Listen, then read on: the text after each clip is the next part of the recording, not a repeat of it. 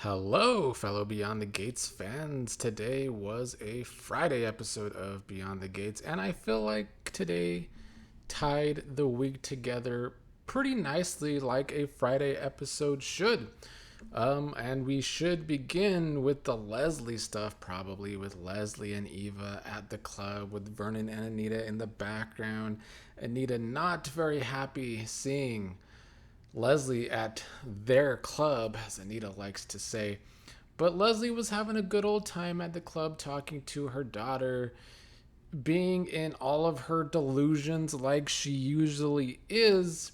Leslie is telling Eva after Eva asked what Leslie expects after she schemed Ted into her bed. Leslie said she didn't scheme Ted, he seduced her. Leslie was going on and on about how her and Ted's physical connection is out of this world.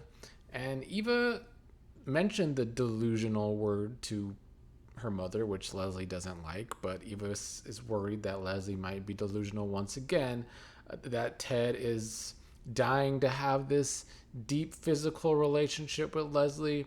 She is worried that if her mom doesn't get what she wants, Leslie's once again gonna go off the deep end and do something extreme, and it always blows back in Eva's face. Eva wants them to leave the club, but Leslie goes on about how she's not intimidated by the Duprees. She's making chicken noises to Eva like she's on Arrested Development. And then Eva does decide to leave, but Leslie stays behind to talk to Anita, wanting to know more about her mother, Barbara. And at first, Anita tells her to go screw herself. And it was probably a bad day for Anita to pick a fight with Leslie because Anita clearly had a cold going on. But eventually, she does give Leslie a little bit of information about her mother, about Barbara, saying that Barbara would want Leslie to know she was scrappy and bold and not afraid of anybody, which is kind of like Leslie. And then Leslie heard the story about how Anita and Barbara grew up in the projects and got into the music group. And then the most interesting detail of this conversation to me was Anita saying that Barbara never lost her street edge, which is why she was surprised she killed herself, which made me question if she really did. Not that I think Barbara's still alive, although that would be very soap opera-y, but I don't know if they should make Barbara still alive if they did this whole suicide storyline. But I'm wondering if maybe old Dante Green, and I still think we're going to see that man someday, maybe Dante had something to do with her death or something. I don't know all of the backstory. Obviously, we don't know much about Dante Green, just that he was the producer, the music producer for the Duprees that didn't want Barbara in the group. So there's something there maybe for the future. Leslie got emotional with that conversation. Anita later told Vernon that she felt she and Leslie actually had a moment. But then on the other, while that's happening, Nicole is remembering Leslie giving her the tie the other day to allude to the fact that she and Ted slept together. Nicole called Vanessa for help. We'll get to Vanessa's story today here in a second, but Nicole and Vanessa talk about Ted. Nicole and Vanessa talk about how she's getting a divorce, but Vanessa calls Nicole out on the fact that if she's really getting a divorce, she wants a divorce, why does she seem to care so much about who Ted is sleeping with, or if Ted slept with Leslie? Vanessa also says it's possible that Leslie stole the tie out of Ted's hotel room, since Eva and Ted are in the same hotel. Maybe she's just playing games with Nicole per usual. Vanessa tells Ted she needs to ask Ted herself. Now, Eva and Ted are meeting up. Ted is apologizing for his weak moment with Leslie. Eva's trying to tell him about how Leslie might be feeling delusional about this again, that Leslie's thinking Ted doesn't want Nicole. She thinks that Ted wants her, and Ted's going to have to figure out how to stop Leslie from going too far per usual. But after Eva leaves, Nicole arrives, and Ted has to admit to Nicole that he slept with Leslie. He's giving his excuses that it was a drunken moment. He wasn't in his right mind. And frankly, he's not wrong about that. He was drinking heavily and clearly not in his right mind. So Leslie definitely took advantage of that situation. But of course, Nicole is not happy to hear this information.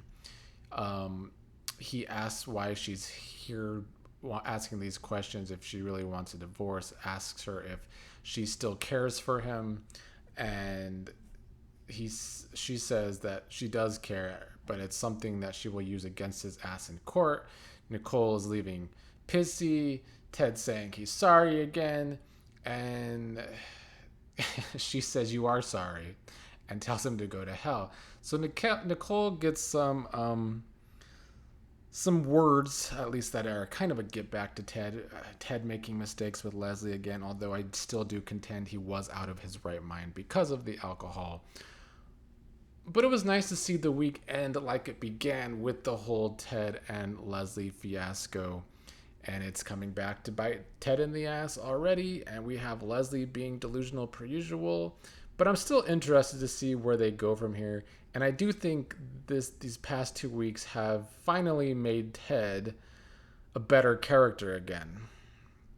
Now, from Ted, who has improved as a character, to Doug, who is sliding back as a character. I felt like for a while we've had Doug improve from his gambling addiction days, but he's really dead set on bringing down Joey, and he's dead set on talking to Randy about it, even though Randy's supposed to be hiding out.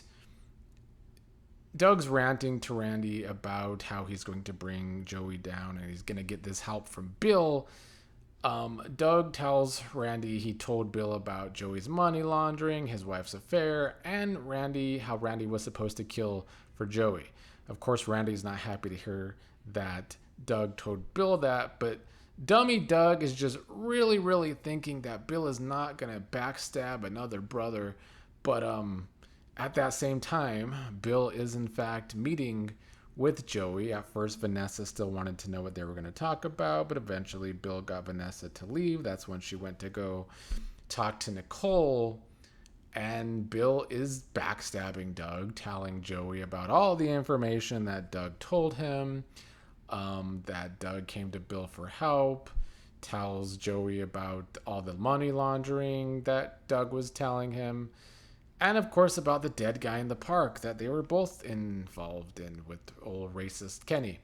So Bill tells Joey he thinks Doug might be lying about wanting Vanessa protected because Vanessa and Joey are so out in the open in public. He's asking what does Doug have to lose, and I do think Vanessa was acting really bold at the end of the last episode and at the beginning of this episode, being so out there with Joey when she told Doug she was going to end this with Joey, but now she's being so bold out in the open with Joey. I don't really know what Vanessa is thinking there. It goes back on her plan. I guess maybe Joey is the itch she can't scratch. Bill then asked Joey if he cared about Vanessa. Joey said she's good in bed. Bill made a quip like crazy women usually are. Joey got offended by that and never really answered Bill's question if he cares about Vanessa. Bill told Joey to be careful with sharks like Vanessa. The main takeaway from this conversation was that Bill sees Joey as a more valuable ally than Doug could be, and thus that's why he's throwing Doug under the bus to Joey here. One of the most interesting parts of the episode, though, was in Randy and Doug's conversation, where Randy is telling Doug he might have a source that might be able to help both of them see where Bill is really standing on helping Doug, because Randy is questionable about it.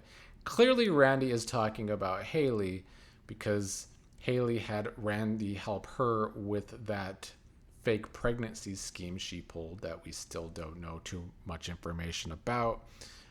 We still don't know how Randy and Haley know each other, but this really I really like this because finally it makes Haley more interesting. I've been begging here for months. Anybody that's watched my videos for months that I want Haley to be a more interesting character, that they really need to add layers to that character.